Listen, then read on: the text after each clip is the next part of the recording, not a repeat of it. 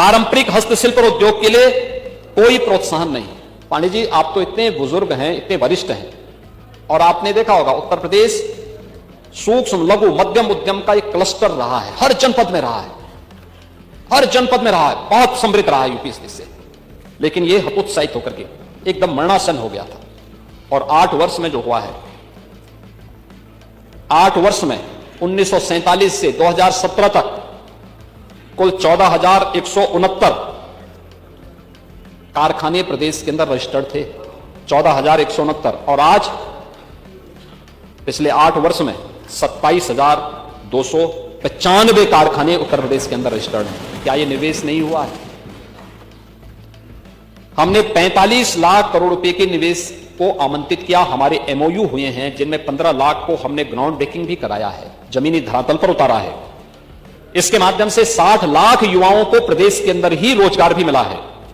और हमारे लगभग 3 से 5 लाख करोड़ रुपए के निवेश के प्रस्ताव पाइपलाइन में हैं, जिन पर अभी हम काम कर रहे हैं। इसके लिए 33 सेक्टोरियल पॉलिसीज बनाई गई।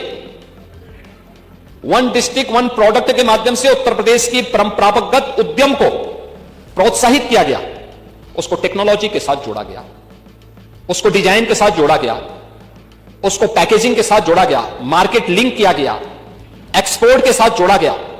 और आज परिणाम है कि जीआई टैग के आधार पर अगर उत्तर प्रदेश को देखेंगे, देश में नंबर 1 पर 77 ऐसे प्रोडक्ट हैं यूपी के अंदर जो यूपी के परंपरागत उद्यम में आते हैं और जिन्हें जीआई टैग मिला है भारत सरकार का। और इसको जीआई टैग के माध्यम से इसने आज देश के और वैश्विक स्तर पर अपनी एक नई पहचान बना रही है। आदरणीय प्रधानमंत्री जी दुनिया के अंदर किसी देश में जाते हैं, उस देश के राष्ट्राध्यक्ष को देश के अंदर की ही बनी हुई और खासतौर पर उत्तर प्रदेश के परंपरागत उद्यम, जिसमें हमारे हस्तशिल्पी, हमारे कारीगर का श्रम लगा है, उसका पसीना बहा है, उसको सम्मान देने का काम करते हैं। और इसीलिए प्रधानमंत्री जी ने कोविड कालखंड में भी कहा, और अभी वाराणसी जब प्रधानमंत्री जी आए थे तब भी प्रधानमंत्री जी ने देशवासियों का आह्वान किया था, वोकल फॉर लोकल। हस्तशिल्पी, यहां का पैसा यहीं के हस्तशिल्पियों को प्राप्त हो, यहीं के कारीगरों को प्राप्त हो, समृद्धि के लिए आवश्यक है हम स्वदेशी को अपनाएं। और उस स्वदेशी की आपने क्या स्थिति कर दी थी, क्या स्थिति कहां पहुंचा दिए थे आप? हतोत्साहित थे, हतोत्साहित थे वे सभी लोग, प्लान कर रहे थे, भूखमरी के कगार पर थे। वे सभी उद्योग बंदी के कगार पर हो चुके थे। और कौन लोग थे उसमें? वे सभी अति पिछड़ी जाति से जुड़े हुए लोग थे, वंचित थे, गरीब थे, अल्पसंख्यक थे। आप कुछ नहीं कर पाए। 4 बार सरकारें थी आपकी। 1947 से लेकर के लंबे समय तक कांग्रेस ने शासन किया। उन उद्यमियों के लिए, उन हस्तशिल्पियों के लिए, उन कारीगरों के लिए क्या किया? कुछ भी तो नहीं किया। अब बात करते हैं पीडीए का। मैं इसलिए कह रहा हूं, ये परिवार डेवलपमेंट अथॉरिटी जो आपने बनाई है, ये जनता की आंखों में धूल झोंकने के अलावा और कुछ थोड़ा है। पीएम विश्वकर्मा योजना के माध्यम से और मुख्यमंत्री विश्वकर्मा श्रम सम्मान के माध्यम से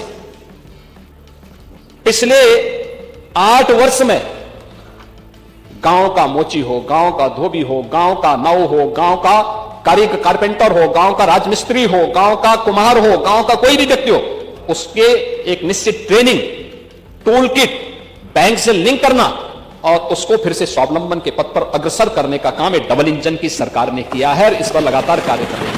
हमने बांटा तो नहीं।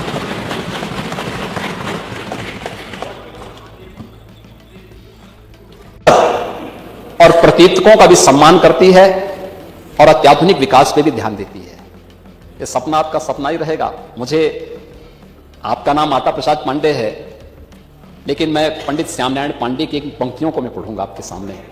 उन्होंने कहा था, यूपी की जो विरासत है ना, यूपी की विरासत पर हर व्यक्ति नहीं बैठ सकता है, हर व्यक्ति नहीं पा सकता है। और उन्होंने कहा था कि ये महाकाल का आसन है, इस पर न किसी का शासन है। नित्य सिसक रहा कमलासन है, यह सिंहासन सिंहासन है। यह सम्मानित अधिराजों से, अर्चित है राज समाजों से, इसके पदरज पोछे जाते भूपों के सिर के ताजों से। इसकी रक्षा के लिए हुई कुर्बानी पर कुर्बानी है, राणा तू इसकी रक्षा कर, यह सिंहासन स्वाभिमानी है। यह विरासत, ये वही विरासत है जो काशी में देखने को मिल रही है। आपको पीड़ा है, मैं जानता हूं। जो अयोध्या में देखने को मिल रही है, आपको पीड़ा है, मैं जानता हूं। जो मां विंध्यवासिनी धाम में देखने को मिल रही है, आपको इससे भी पीड़ा होगी। जो चित्रकूट में देखने को मिल रहा है, आपको इससे भी पीड़ा होगी। क्योंकि ये मथुरा वृंदावन की भी चर्चा नहीं करेंगे, क्योंकि ये तो पहले 16 में ही बोल चुके थे कि हम लोग दुर्योधन का स्मारक बनाएंगे।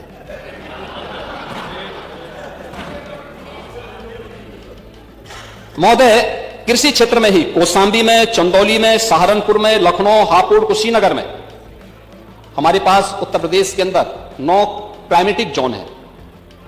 इन सब में हमारे पास 89 यानी 89 कृषि विज्ञान केंद्र हैं। इन कृषि विज्ञान केंद्र में हर एक जो क्लाइमेटिक जोन है उसमें एक सेंटर ऑफ एक्सीलेंस विकसित करने के लिए कृषि विभाग से कहा गया और उस पर तेजी के साथ काम भी आगे बढ़ चुका है। और कुशीनगर में महात्मा बुद्ध के नाम पर ही कृषि और प्रौद्योगिकी विश्वविद्यालय के निर्माण कार्य को आगे बढ़ा चुके हैं।